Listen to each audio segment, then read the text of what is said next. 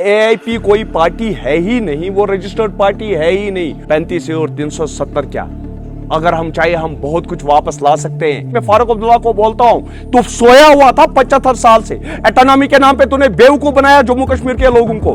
75 साल से क्या तू इस 35 और 370 को परमानेंट नहीं कर पाया? आज तक बेवकूफ बनाते रहे और आगे की भी बेवकूफ बनाएंगे। एआईपी को मैं कैसे सपोर्ट करूंगा जब वो पार्टी नहीं है? जेकेएडीपी ने या राकिब साहब ने तन मन से अगर सपोर्ट किया, वो मैंने किया इंजीनियर रशीद को। पहले इलेक्शन कमीशन की वेबसाइट खोली है, वहां पर देखिए उनका नाम क्या एक किसी जगह नहीं है, तो एआईपी की तो बात ही नहीं है। और अगर उनमें से कोई जीता भी है, कल को क्या पता वो बीजेपी के साथ मिले। देखिए, चाहे जमात इस्लामिया हो चाहे कोई भी हो, इलेक्शन में हिस्सा लेने का हक हर एक को है। जहां के नौजवान जो बाहर की जेलों में, उनकी वापसी, और जिन्होंने सजा पाई है उनको फिर आम जिंदगी जीने का हक दिया जाए। देखिए, हमारी party by the grace of God, recently आप लोगों को पता चल गया हुआ कि कॉमन सिंबल हमारा मिल गया हुआ है, डायमंड हमारा सिंबल है। 35 कैंडिडेट्स हमने मार्केट में उतारे हुए हैं, फील्ड में उतारे हुए हैं। तो hope so, we are hoping best. और मैं खुद एज ए स्टेट प्रेसिडेंट भी हूँ, पूरी स्टेट देखनी पड़ती है। एंड एट लास्ट कि मैं सोपोर का बेटा हूँ, पैदाइश मेरी सोपोर की है, ज़िंदगी भी सोपोर में ही गुजारी है। सो आई हैव मतलब सिलेक्टेड कि मैं सोपोर से इलेक्शन लड़ूँ। बहुत बड़ी गलतफहमी है। अगर पहली बात, जेकेएडीपी ने या राकिब साहब ने तन मन से अगर सपोर्ट किया, वो मैंने किया इंजीनियर रशीद को। दूसरी बात, मैंने किसी पार्टी को सपोर्ट नहीं किया हुआ है। ना उस टाइम जब मैंने प्रेस कॉन्फ्रेंस बुलाई, मैंने प्रेस कॉन्फ्रेंस से कहा मेरा अनकंडीशनल सपोर्ट है इंजीनियर रशीद को, क्योंकि एआईपी कोई पार्टी है ही नहीं, वो रजिस्टर्ड पार्टी है ही नहीं।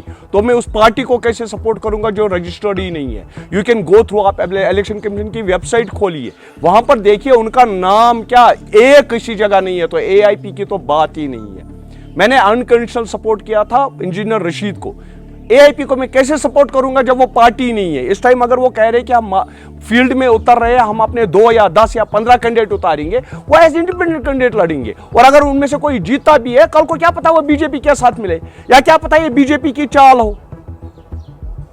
कोई हमारा पहले से ही है कि हम किसी पार्टी के साथ अलायंस नहीं करेंगे। इस टाइम भी इन असेंबली इलेक्शन हमारे 35 कैंडिडेट मैदान में है, उसके बगैर भी अगर मुझे किसी जगह लगता है कि कोई इंडिपेंडेंट कैंडिडेट है, he is the genuine fellow, 100% मैं उसको सपोर्ट करूंगा। हमारी पार्टी उसको सपोर्ट करे। सबसे बड़ी ताकत अवाम की ताकत होती है। बड़े बड़े बिल्स, बड़ी बड़ी गवर्नमेंटों ने वापस लिए हैं। ये हिंदुस्तान की बात मैं नहीं कह रहा हूं, दुनिया के बड़े बड़े मुल्कों ने, जब कहते हैं आवाज़े खलक नकारे खुदा, एक बार अवाम ने आवाज उठाई, हिंदुस्तान मजबूर हो जाएगा। लेकिन हर एक चीज का तरीका होता है। 35 और 370 क्या, अगर हम चाहे हम बहुत कुछ वापस ला सकते हैं, लेकिन एक कानून के दायरे में रहकर, आपका कानून आपको हक देता है, आप आवाज उठाएं किसी चीज के लिए भी।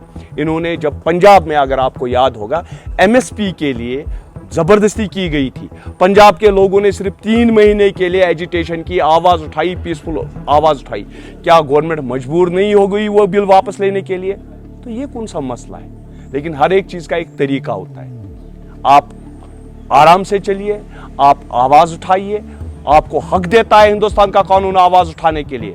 मैं वादा करता हूं, अगर इस रास्ते पे हम चले, हिंदुस्तान मजबूर हो जाएगा हमें 35 और 370 वापस देने के लिए। अगर बिल बनती है, बिल तोड़ी भी जा सकती है और बिल नई भी बनाई जा सकती है। ऐसा नहीं है कि कोई बिल पास हो जाए वो फिर से नहीं बन सकती है या उसको तोड़ा नहीं जा सकता। सोपोर को छोटा लंदन के नाम से जाना जाता था, उसके साथ हमेशा इस्तेसाल हुआ।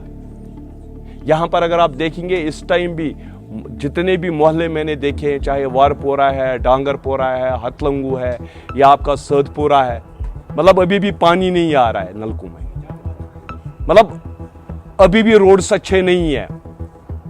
तो ये एक बदकिस्मती रही है सोपोर की। और आज तक मैं इतना कहूंगा, क्योंकि जिंदगी में कभी किसी से डरा नहीं हूं, न डरूंगा। यहां पर हमारी बदकिस्मती से हमें कभी कोई एमएलए अच्छा पड़ा नहीं, और जो पड़े हैं वो यहां के लोग, सोपोर के लोग अच्छी तरह से जानते हैं किस काबिल है। तो हमें एक ऐसा बंदा चाहिए जो पढ़ा लिखा हो। ये मैं ये नहीं कहूंगा सोपोर के लोगों को आप मुझे वोट दे दो, क्योंकि उनकी मर्जी है।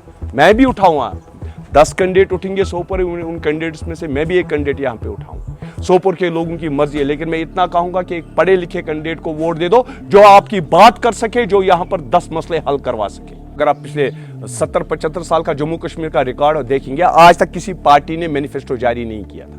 पहली बार एनसी या पीडीपी ने मैनिफेस्टो जारी किया हुआ, हम गैस क्या कहते हैं 12 गैस सिलेंडर फ्री देंगे, हम 200 यूनिट फ्री देंगे। ये सब इनकी चोंचलेबाजी है, लोगों को बेवकूफ बनाने की बात है।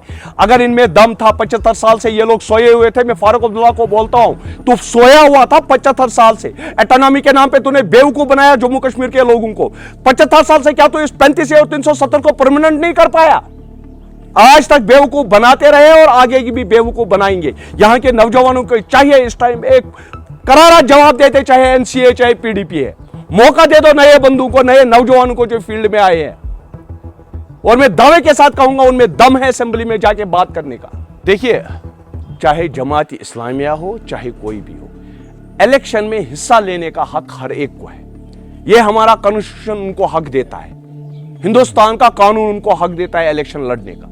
लड़े, कौन रोक रहा है उनको? वो कहे आपके हिसाब से 5 कैंडिडेट है या 10 कैंडिडेट है, 90 के 90 सीट्स पे अपने कैंडिडेट्स उतारे, कौन रोक रहा? हमारा मैनिफेस्टो जब से ये पार्टी बनी है, जब से ये वजूद में आई है, ये तब वजूद में आई जब पूरे जम्मू कश्मीर को इन्होंने, बीजेपी ने एक क्या कहते हैं इसे जेल बना के रख दिया था 3 महीने के लिए।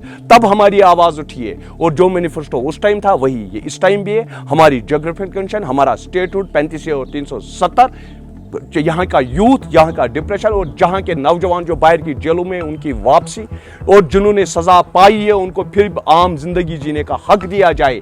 ये ना बोला जाए कि उनको पासपोर्ट नहीं मिलेगा, उनको नौकरी नहीं मिलेगी। कहां जाएंगे? अगर उनको नौकरी नहीं दे पाएंगे, आप पासपोर्ट नहीं दे पाएंगे, तो कहां जाएंगे? क्या गवर्नमेंट ये चाहती है फिर वो उसी रास्ते पे चले जिस रास्ते पे चल रहे थे?